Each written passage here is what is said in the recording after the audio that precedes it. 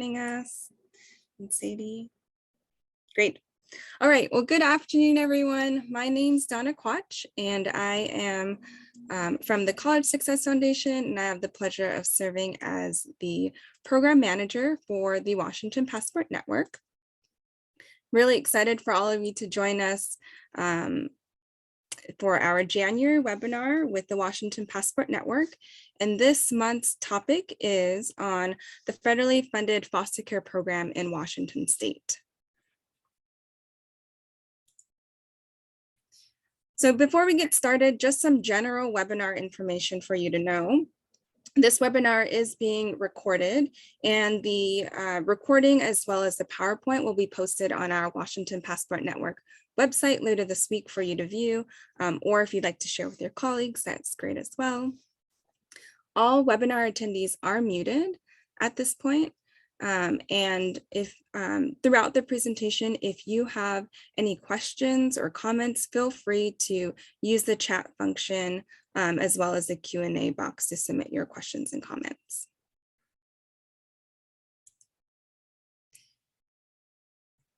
And I have the honor of presenting our two speakers who are also members of our Passport leadership team. So the first presenter that I'll share with you today is Molly Daggett from DSHS, and she serves from the Office of Refugee and Immigrant Assistance Program. And Dawa Sherpa is from Lutheran Community Services, part of their Refugees Northwest Foster Care Program.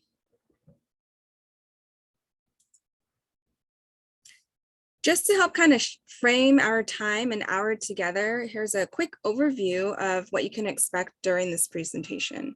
So Molly and Dawa will be kind of going over the following.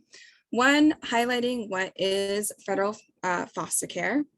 Second one is going over the agencies that work with unaccompanied refugee minors, which are referred to as URM, as well as unaccompanied children, often referred to as U.S.C. Molly will share a bit about the URM program history, as well as programs in Washington State that serve URM students.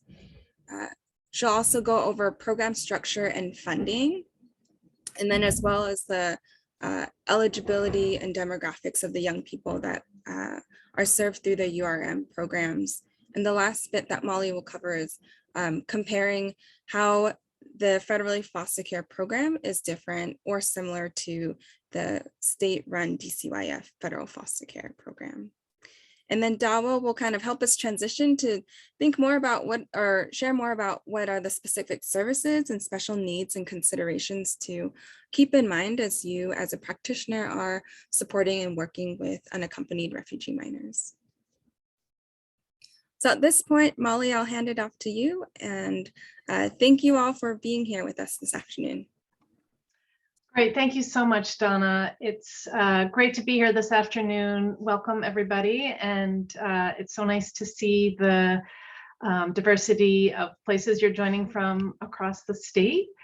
My name is Molly Daggett, and I use she, her pronouns. I work at DSHS, as Donna said, and I'm going to start today by just talking about what is federal foster care, because it's a term that I'm happy to see is joining the dialogue as something that's known and understood, and wanted to explain that there are actually two different types of federally funded programs in Washington. The one we're going to talk about today is the URM program, the Unaccompanied Refugee Minor Program, which has been in existence in Washington State since 1979. And it resettles youth who are from different countries and don't have a parent or guardian with them. Separately, there is a federal system for youth who have been placed into immigration proceedings and are, because of that, are in federal custody.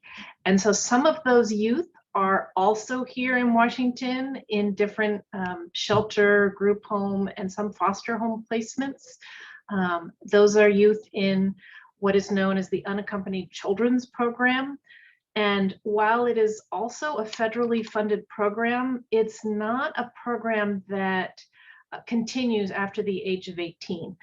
These are children who are in federal custody and are under federal care until they're 18, and their status shifts at 18. And so they are not likely to be seen in the passport network.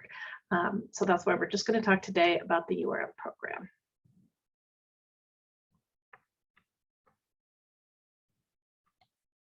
Next slide.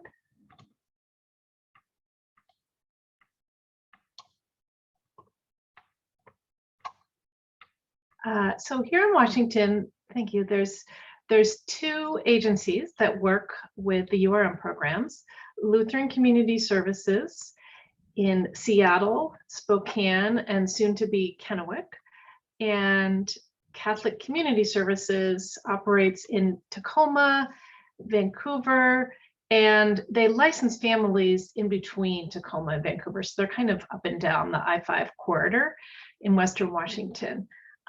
Just briefly to try to differentiate, we're not going to talk about the children in the unaccompanied children system, but some of them may be in Friends of Youth foster homes or shelters. And Catholic Community Services also has a foster care program for youth with this status. So if you see youth from these agencies, it may be that they're in the unaccompanied children's program. But all of the youth who would be participating in Passport to Careers would be URMs. Next slide, please. Thank you. So the URM program started in 1979, and it was created as part of the Refugee Act of 1980, which was a federal law that established a pathway to resettlement for thousands of refugees from Southeast Asia.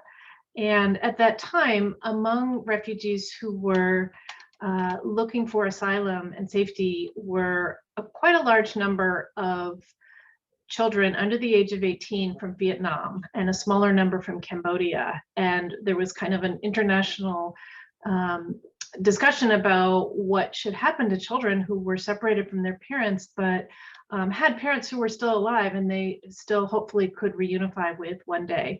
And so the solution that was created was to have a foster care program rather than adoption for refugee children to live with a family and have a caregiver, have all the benefits and services available to children in foster care, but also still be able to sponsor their parents someday.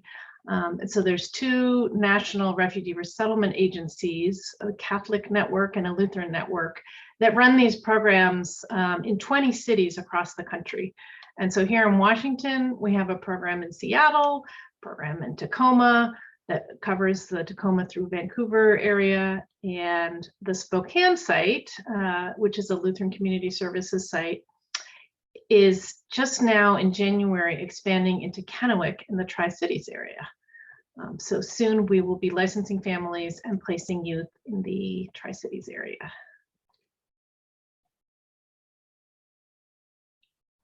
And here's a little graphic of where the sites are. Lutheran Community Services up here in King and Snohomish, Catholic Community Services covering South Puget Sound all the way down to Vancouver and Clark County, and then the Spokane office of Lutheran Community Services covering Spokane and Benton Franklin counties. So the program itself is distinct from the DCYF foster care system, and the funds that we receive for the URM program are federal funds from the Office of Refugee Resettlement. And this is the office that funds all of the ongoing services to refugees throughout the country. And here at DSHS, we're housed within DSHS at the Office of Refugee and Immigrant Assistance. And so we actually act as the state office that receives all the federal funds for refugee services. And so that's why the URM program sits where it does rather than as part of DCYF.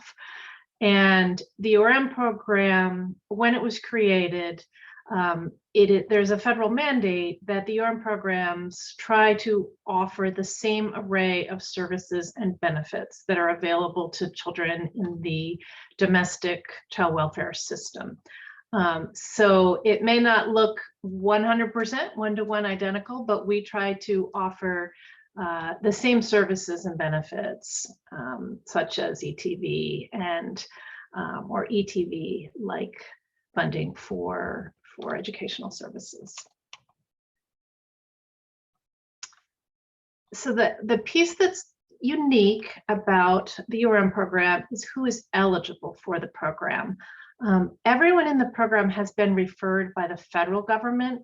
So unfortunately, we are not able to place into the program youth who might be here in the community, who might meet some of these definitions here on this slide, but we're not referred by the federal government. So one of the main pathways to the URM program is for youth who have been recognized as refugees overseas by the United Nations, and they've been separated from their parent or caregiver. And the United States has had just a humanitarian interest in the protection of children who are without an adult caregiver. And so that's why the URM program is here. And that used to be how the majority of youth came to the program. In recent years, resettlement has really substantially been essentially halted from overseas. And so right now, a lot of youth in the URM program actually entered the US first, not with refugee status, but seeking safety and seeking asylum, and were placed in the unaccompanied children's system and program. And while in that program, were identified as qualifying either as a victim of human trafficking. That is a status that actually makes youth eligible for refugee benefits. And if they also lack a parent or caregiver, they may be eligible for the URM program. Quite a lot of youth in the program have received a special category of visas for youth who have been abused, neglected, or abandoned, known as SIJ. So that is the entry door for a lot of youth who receive this status while in the unaccompanied children's program, and then are able to transfer over to the URM program with this qualifying status. And lastly, youth may have been granted asylum, which means that they have had a well-founded fear of persecution in their home country. And this also makes anyone who receives asylum is eligible for the same benefits as refugees. And again, if it's a youth who receives asylum and does not have a caregiver, they may be eligible for the URM program. So initially, when the program began, and throughout the 1980s, all of the youth in the program were from Vietnam and Cambodia. There's no longer URMs in the program from Vietnam or Cambodia. And these are the main regions where youth who are in the program are originally from. We have quite a lot of youth from Burma. Many of them are in the Rohingya ethnic minority group. We've had youth from Bhutan.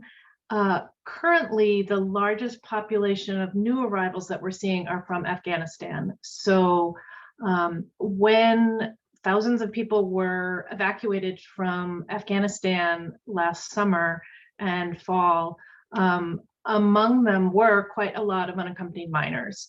And those youth originally went into the unaccompanied children's system, and the federal government, as their caregiver, tried to identify family members that they could be reunited with. And this is kind of a unique situation because youth didn't come as refugees, but they were granted a type of humanitarian parole that makes them eligible for the URM program. And so just 2 weeks ago, we started seeing our first new arrivals from Afghanistan, and we will be seeing quite a lot more throughout this year. There are also a lot of children and youth in the program who are from Central America and Mexico, the largest country being Guatemala, second being Honduras, El Salvador, and Mexico is the fourth largest in terms of that region and where youth are originally from. And then we also have a lot of youth in the program who are from various countries in Africa, such as Eritrea, Somalia, Ethiopia. We have a lot of youth from the Democratic Republic of Congo, from Cameroon, Sudan, and a few other countries. And most of those youth have come as refugees, but some actually have even come to the U.S. And started their entry through the Unaccompanied Children's Program.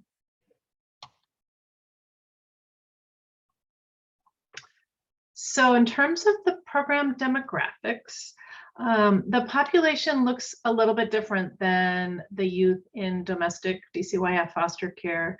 More than half of the youth are male, and the average age at program entry is 17. So youth do take full advantage of the fact that they can remain in foster care until they're 21, and a lot of youth use that time to make up for gaps in their education, and so may actually graduate from high school at the age of 21. So URMs do tend to be older than other youth in the DCYF system. And their eligibility is the same, that they can remain until their 21st birthday for foster care placement services. And then after 21, we fund, we call it ETV. It's not actually the state ETV program or system. URMs are not eligible for that, but through my office and through the URM provider agencies, we do provide some funding for educational services that we call ETV, and it's essentially mirroring the ETV program. Other demographics, we do have small numbers of youth who are pregnant or parenting.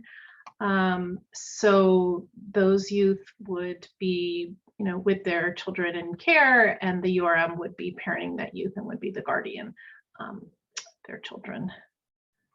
So the young children would not be URMs. And the services are very similar to what youth in DCYF care receive. But I think one of the things that sets the URM program apart is just that it's very intensive and almost like a wraparound program. The social workers and caseworkers have small caseloads, and the programs provide a variety of care options.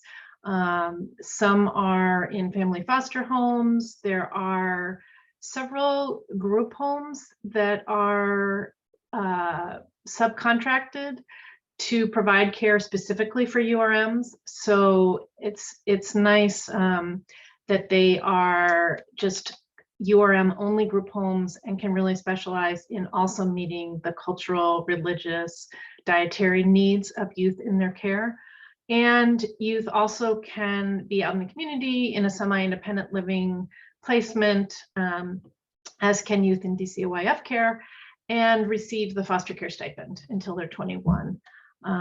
So as I mentioned, they really get quite intensive case management services from the agencies, because oftentimes the youth may have just one or two caseworkers working with them over a span of 3, 4, 5 years, and the agencies really get to know the youth well, and they really work closely with all the youth in their program. And they have monthly groups where they're bringing all the youth together and teaching them independent living skills, talking about education, preparing them for applying for college.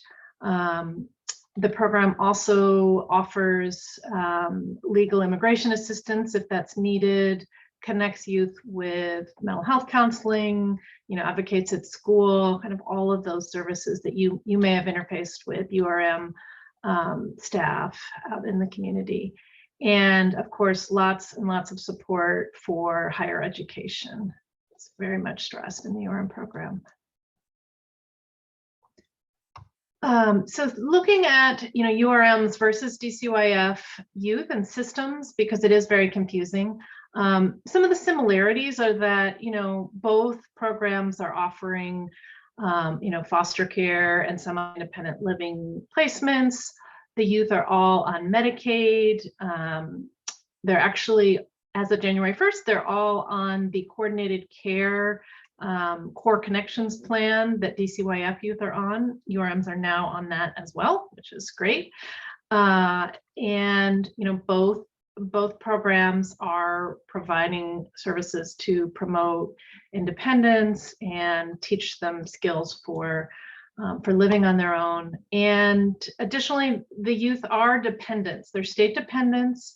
They go through the local juvenile court. The agency files for dependency, and that's where you get into some of the differences that rather than DCYF being the agency with custody, it's the URM program agency that has custody. So LCS, Lutheran Community Services, or Catholic Community Services are the agencies that are actually the legal guardian and the custodian through the dependency process. The URM program mirrors DCYF, but it's not, it's not as large a program, and so there are certain things that would not be identically mirroring, and it's not really no major differences there in terms of services. And as I mentioned, the URM programs do provide post-secondary funding, but it is not through the DCYF ETV program.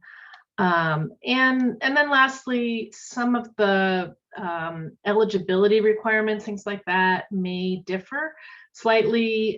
One key example is that because it is the URM program, and the R being refugee or people with refugee benefit status, if you become a U.S. citizen, you are no longer considered a refugee, and therefore URMs who become citizens are not eligible for any additional services through the URM program. So, and that's a hard choice sometimes for youth when they hit 21, 22, and they want to become U.S. citizens. It does mean that if they decide to do that, they would not be eligible for URM, post-secondary funding for education and things like that.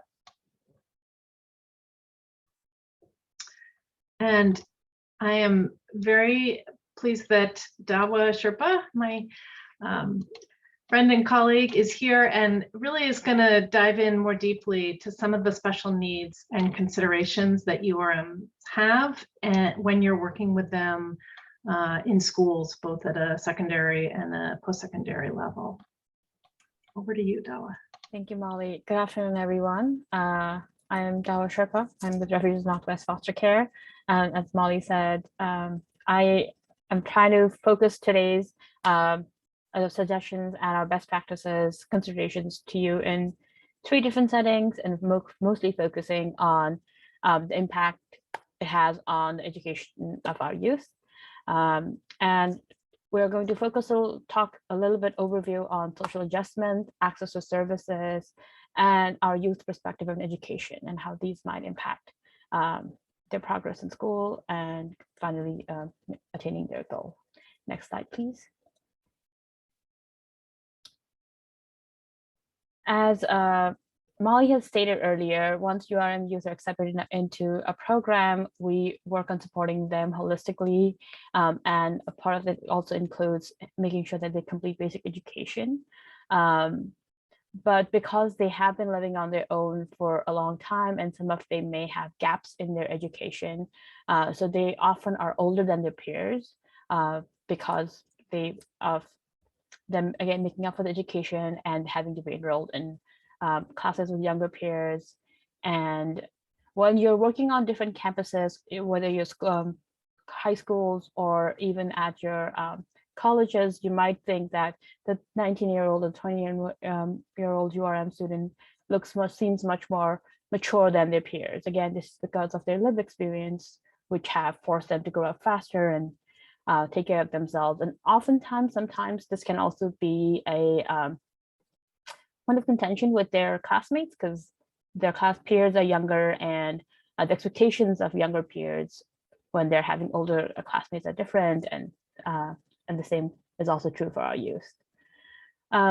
Again, while building friends, building rapport, one of the things that is very useful is common experiences, but not living in the US, not having that same lived experiences, that lack of the common knowledge and common experience also becomes a barrier in building friends and community on campuses. And this is like a tiered, like more layered. As they work on this, like at the same way, they are also not able to connect with their professors or their faculty and educators, because again, they don't have that same common experiences as their school or staff members. One of the biggest barrier that all of our URM youth must overcome is language acquisition. And language acquisition looks different to all different youth. It all depends on their exposure to English, their academic background, because they're not only having to learn English as maybe their third or the fifth language, but they're also having to polish it as an academic language, reading and learning both reading and writing at the same time. And again, this is all tied in together in that they may not have the same concepts, cultural concepts, or like context embedded in the language while they're trying to master the languages. So idioms may not make sense to them. And as with any young person, while they're trying to find a place for themselves in this new community, in this new locale, sometimes the sense of belonging is not very strong.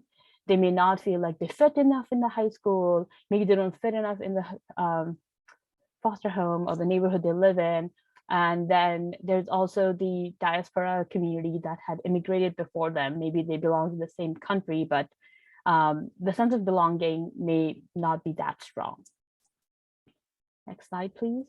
So for this, our suggestions would be to continue providing information to URM youth about engaging on campus outside their classes, familiarizing them with student clubs and activities and what they could do, and where they might find youth with cultural commonalities or shared interests. Something I do want to reiterate very much is diversity club or the international student club usually does not support, or they're not able to support the refugee and immigrant youth's experiences. Their experiences, again, they may not be, you might find that some of our URM youth may not enjoy being part of the African American Student Union or the Asian American Student Union, because their lived experiences are very diverse from, again, like I said, as the other immigrants. The reasons for the being here is very different from the earlier generation. And on top of that, they may not understand the struggle for the civil rights, recognition of and reportation of historical and ongoing wrongs that are not a shared struggle. Like, for example, we had a youth who couldn't wrap her head around the BLM movement and why she was being asked everywhere in her classes to talk about it, because she didn't understand it. And she felt guilty for not understanding something she was very new to. And so just making sure that the staff or the school is aware of that. It might be helpful if you have enough refugee youth on your campus, refugee and immigrant youth on your campus, that you would create a club for them. There's a lot of first generation immigrant in our college campuses and schools. So that might be a more shared common experience than international students. During the pandemic, many colleges mostly have made intentional efforts to connect youth to mental health services on campus. And this has been very helpful for us, at least, to talk to our youth about mental health. As you may be already aware, mental health in the refugee and immigrant society system, they are looked as a stigmatizing label, and there's a lot of pushback against it. But having it be offered by a college campus under the pretext of supporting youth to be successful in their school has been very helpful, and it has provided a safe and neutral environment so that we can introduce our youth to mental health, talk to them about this, and carry on it. Thank you. And I think it all are very connected. Like we said earlier, because the youth are coming to us in their 17 years of age, with maybe having lived on their own for a while, they have educational gaps, and they may have limited opportunities to build even the basic skills of writing. It can be as basic as like holding the pen in the correct way. So they've been working on these things, and the high school requirements of making sure that they have enough credits to graduate. They are often working simultaneously to make the match the graduation credit, and then at the same time build the foundational skills.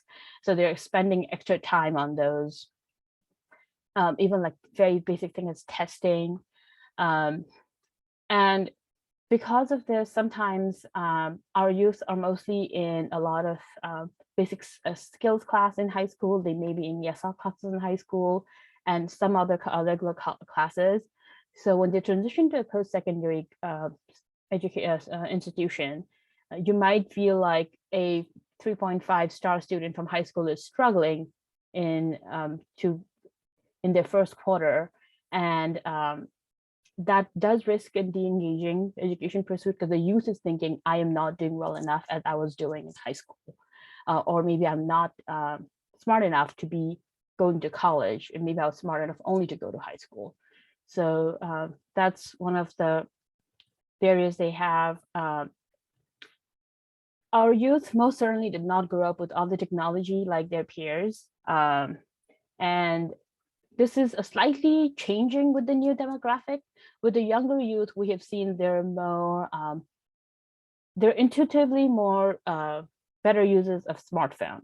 Not per se they have better technical skills or they are more computer literate, but they just have more intuitive way to navigate smartphones. But overall, like even during the pandemic, this was the most highlighted need that our youth had, was they just couldn't navigate all the different online systems to be able to go to class, to be figuring out what they needed to do, like where the assignments needed to go. And that creates burden on accessing support services. Even like during the pandemic, when they were trying to find tutoring, it was really hard because we had to navigate what page we should be on and where to go and how to create those different meetings. This is, again, a lot of these things are just highlighting what they might not know. Like our youth may not have been exposed to knowing that different colleges provide special ed services, or even their school have family support and peer support services. They may not know this, and they would not apply to anything that they don't know about. So if you were to run into a student and you were like, why weren't you applying for this? It's most probably because they didn't even know that that support service existed. And then the other thing that we have, it is out of our control, but it is good, I think, at least for our school staff and our providers to know, is the immigration statuses of our youth can be a barrier for accessing social scholarships, financial aid, social services. As Molly mentioned earlier, URM youth have various immigration statuses. They may be FAFSA and WAFSA eligible. Additionally, if they're graduating high school at age 21 or older, that also limits them from the number of years they can have grants and scholarships, and then what scholarships they can apply to. This sort of layers into, like, they may be also not qualifying for some of the programs that they have. Like if they're graduating with high school diploma at 22, they may not be able to get into the program of choice they have. And some of our youth, or most of our youth, as you may be aware, are not here just to go to school, and of our and to do better, but they're also maybe the sole economic provider for their families back home. So they're now dealing with this additional stress of making struggles and working towards employment and financial independence, or at least being financially strong while being at school, whether it's high school or at college. Next slide, please. So our suggestions around this would be maybe taking some extra time to at least know our youth.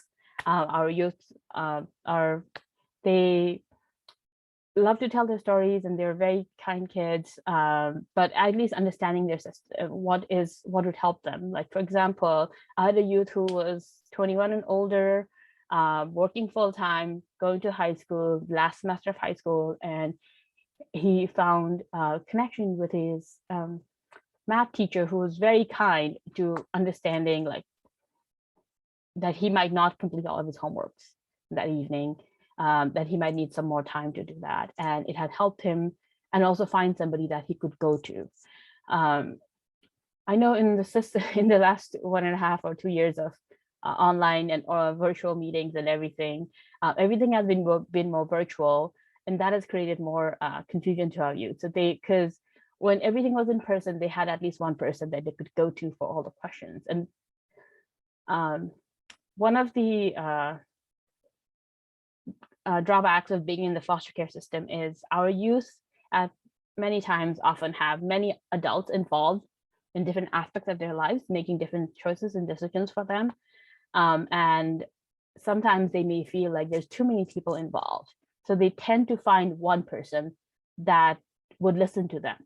So they always gravitate to that person. So if you are the DSS or the treehouse person that's been working with the URM youth, you might find that the URM is coming to you for everything from like how to change their address to how to talk to their teacher, or maybe about their jobs, even though that is not part of the job description, but they find it comfortable in asking you that. Unlike a lot of younger folks, our URM youth do like face-to-face meetings. I think they've come to terms with the video meeting by now, because everything is on Zoom and Meets, but still, again, I cannot iterate how much it was needed and how much we appreciate some of the campus staff who were able to sit through like half a day just helping navigate Canvas, just helping navigate how the online school system works. Technology has always been a barrier, so the more you can teach them and remind them that this is necessary for you to be successful in your education, that would be very helpful. Sometimes just it would just take like the sitting down. I'm sure about Treehouse and ILS would agree with it, just sitting down and showing them how to navigate a page and what is available on that page, how to extract information from that page. Tutoring services is another one that is, again, would be very helpful for our youth, because they're doing they're not only reading to, they're not only having to do classwork, but they're also having to understand, and then at the same time, like make sure that they're building on their basic like language and reading writing skills, very basic math and logic skills. So those tutoring support, especially if possible, like individualized tutoring, is very helpful. Again, our youth do very well if they have a more individualized support or one-on-one support. They may not be in the same pace as their other peers if they were put in like a group setting. Something that has been very helpful in the past and even now to some of our youth is the first year seminar, especially in the post-secondary setting. The freshman seminar, or I think some colleges call it the college success or college 101 classes, that has been very helpful for youth to focus as they can learn about the importance of building skill sets and going through different classes and how the tier class system works. Next slide, please. Finally, the perspective on education. It's how important education is differs from youth to youth and where they come from. Obviously, all of our youth would like to get, to the education up to what they can, but sometimes their priorities are different, their life demands are different. Some youth you may think is they might just be, their goal might be just to get a high school diploma, so that can open doors for employment. Some youth might not understand what the higher education system is like, because some of our youth do come from spaces where they've seen their family members go to college and study, and then at the end of the day, when they were ready to graduate and have a job, the government decided where they went to work and not what they got a degree on. Or they may come from families that have never gone to college, and college seems this very distant thing, or this high school diploma is this foreign thing for them. So just providing more exposure to them, that would be great. We as a program also try to do that.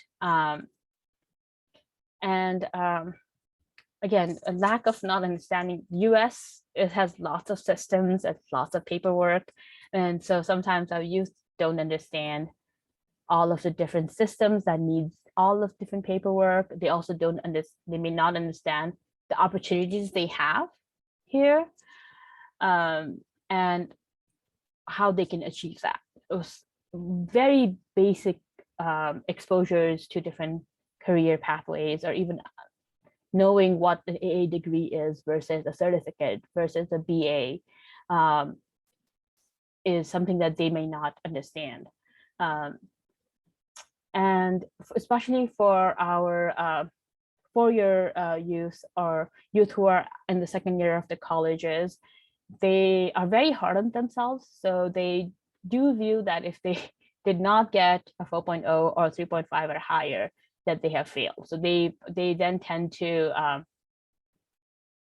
be harsh on themselves, and that sometimes, again, all of these stresses can exacerbate the mental health issues that may have been pre-existing mental health issues. Sometimes it may not be that they may be doing really well in school, and all of a sudden you see them not doing well. And it might not be it might not seem like a big deal, but we've also had issues where like the curriculum content has been the triggers for youth. There have been assignments that could be a trauma trigger. Like I think about 2 years ago, we had a youth who shared that one of their writing assignment was on 9/11 and the aftermath.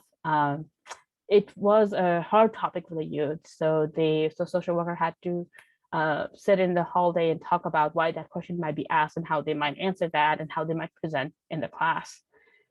And it's not to say that the question isn't, the instructor was wrong in asking that question, but I think sometimes just having that conversation with the youth before.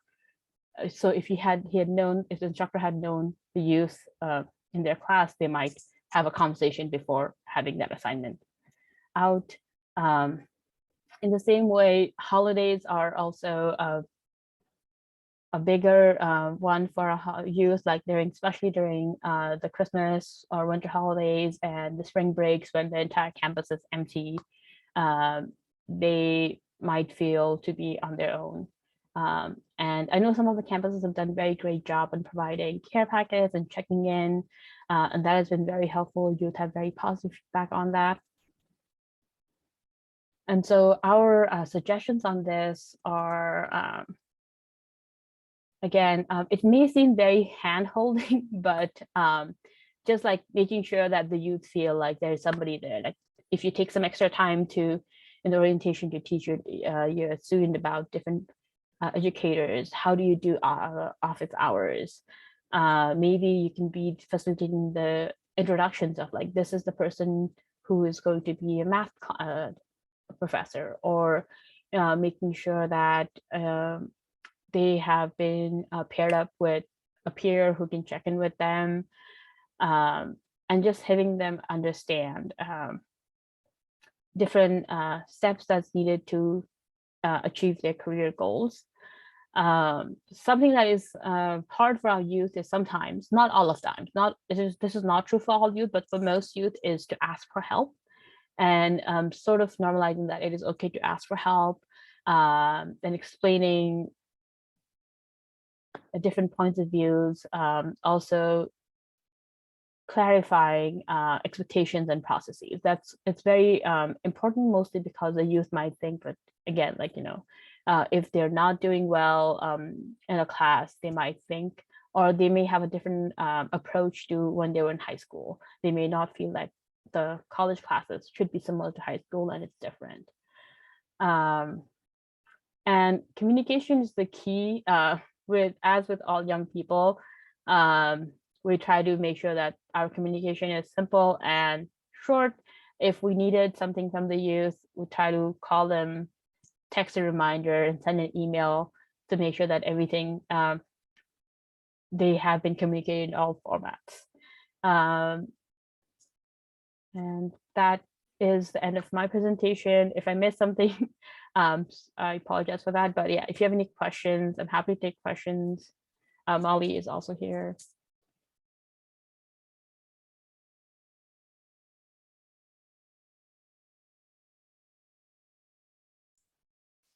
Well, thank you, Dawa and Molly. Yeah, let's open it up to see if there are any questions, either in the Q&A and chat.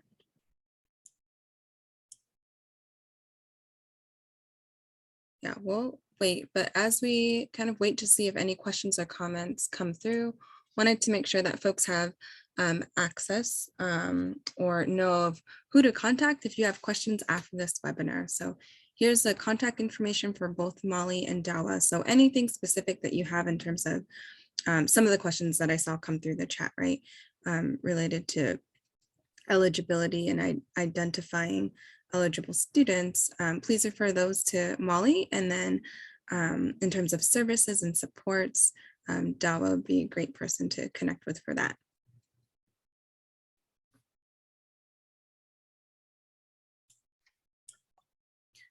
I'm curious, I know a lot of you in the audience have worked with URMs. Are there things that have come up that you've noticed that are quite different as compared to working with youth from the DCYF system? Or what are things that people have noticed are unique about URMs?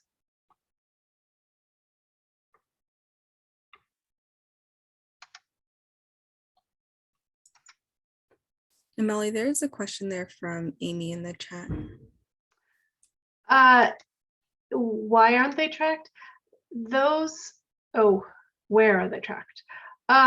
They're tracked. ORR, the Office of Refugee Resettlement, has a database that tracks URMs. I mean, they're not part of the state's child welfare system, so they're not in FamLink, and they're not in those other systems that are tracking DCYF youth.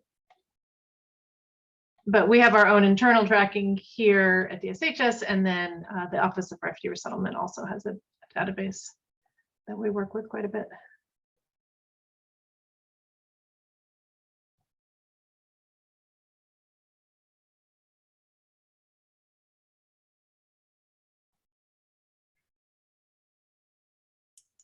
I see a hand raised as well from Juliet. So let's see. Juliet, you should be unmuted and able to talk.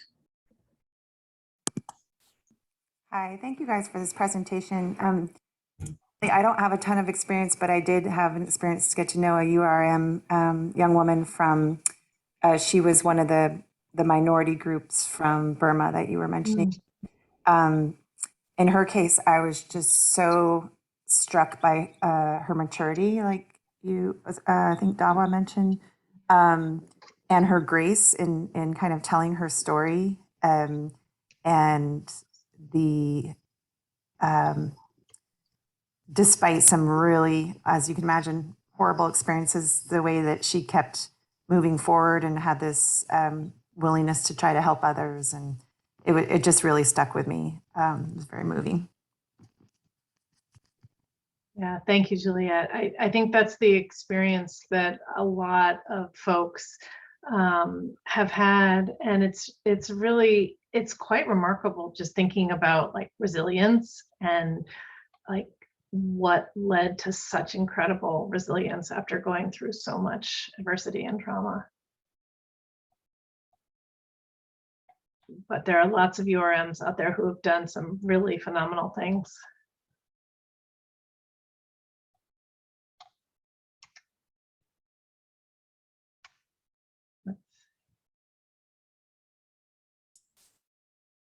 We do have a couple of responses in the chat, just reading them out. The first one from Nicole is sharing that something that Nicole has learned that Dawa emphasizes learning for URM youth, learning about systems, especially at school.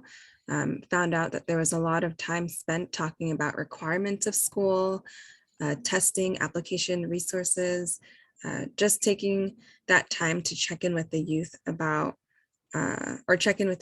what they have questions about in terms of learning the systems and the differences.